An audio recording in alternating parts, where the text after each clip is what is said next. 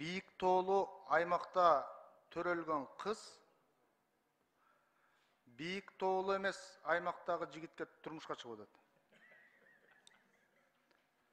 Анан ошол өмүр бою 50 жыл болсо 50 жыл, 60 жыл болсо 60 жыл ошол жерде чогуу жашап атат да.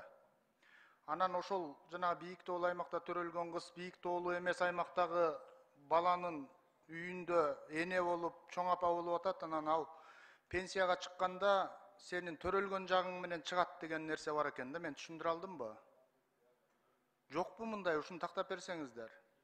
Мисалы мындай да, Кош Төбө айылына Үчемчек айылынан төрөлгөн кыз келсе, ал ошол жердеги жашап аткан, турмушка чыккан жериндеги айылдын бийик тоолуу коэффициенти менен эмес, төрөлгөн жери менен чыгыш керек деген нерсе бар экен. Жокпу мындай?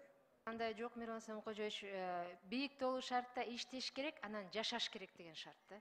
Жашаш керек, Экөө иштеш керек, жашаш керек. Эгерде ал бийик тоолуу эмес жерге барып көчүп барып жашаса, анда ал ошол жактын мыйзамы менен чыгат да. Ошол жердеги Төрөлгөн жагы эмес, иштеген жагынын. иштеген жеринде. Ошол жерде иштеп жашаш керек, ошол шарт. Иштебесечи? İştese pensiya çıga albayт да. Ооба, иштебесе пенсияга чыга албайт. Иштейт, ошол жерде иштеп атат, бирок ошол жер менен чыгат, жашап аткан жери менен. Ооба. Бизде ушундай маселелер бар экен, анда кимге кайрылса болот муну? Каяка кайрылсын? Каттар бар.